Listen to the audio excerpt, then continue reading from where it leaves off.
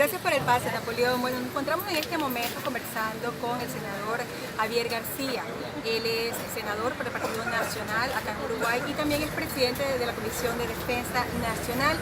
Con él vamos a conversar acerca de la situación que se está viviendo en Venezuela, sobre todo con este grupo de uruguayos que viven allá en Venezuela y que han solicitado al gobierno ayuda. En el caso de las medicinas, también sabemos de cerca de 19 uruguayos que están pidiendo ser repatriados acá a Uruguay precisamente por la situación de crisis que se vive en nuestro país. Bueno, primero que nada, muchas gracias por acercarse. A nosotros nos importa todo lo que pasa en Venezuela. Obviamente el sufrimiento del pueblo venezolano es algo que nos golpea muy duro. Uruguay debería tener, por eso nos indigna mucho la posición de nuestro gobierno, Uruguay debería tener para con el pueblo venezolano un gesto de solidaridad y de reciprocidad como ninguno. Cuando aquí hubo dictadura, miles de uruguayos recibieron refugio en Venezuela. Recibieron el hogar que no tenían, que los dictadores aquí le habían sacado y salvaron su vida en Venezuela. Por eso ver ahora esta indignidad que tiene la posición del gobierno de mi país, no devolviendo, aunque sea por la mínima circunstancia de la reciprocidad, al pueblo y al gobierno legítimo de Venezuela, el presidente Guaidó. Ese gesto que nosotros recibimos del pueblo venezolano nos indigna mucho. Pero la realidad es la realidad.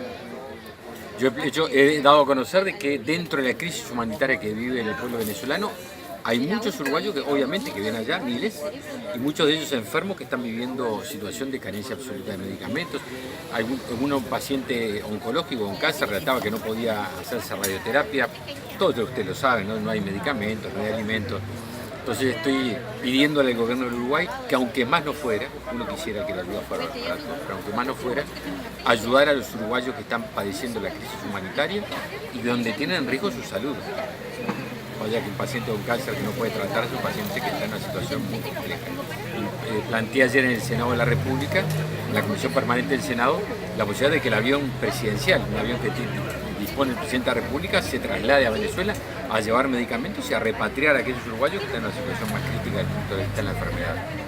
Dicho esto, reitero, nos preocupa, nos duele Venezuela y nosotros queremos y creemos que el gobierno de Uruguay tiene que reconocer de una vez por todas al presidente Guaidó.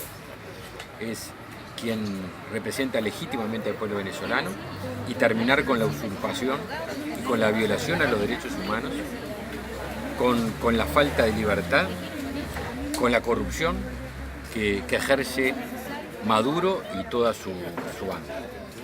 También nos gustaría saber su opinión porque el gobierno de Uruguay todavía al parecer no reconoce la crisis como tal en Venezuela, sigue insistiendo en que sobre todo los tupamaros han dicho que es un gobierno legítimo, aun cuando vemos que el presidente Mujica cambió un poco su postura llamando a elecciones generales, pero usted como médico, como una persona ligada al mundo de lo que es la salud, ¿qué le parece a usted esta situación que está viviendo Venezuela, sobre todo el tema de la crisis humanitaria y la negación que tiene el gobierno venezolano de permitir el ingreso de la ayuda humanitaria? Es crítica la situación. Lo que más indigna, no estamos hablando de un país que siempre fue pobre. Estamos hablando de un país prácticamente arriba de un pozo de petróleo. Era el país más rico de América.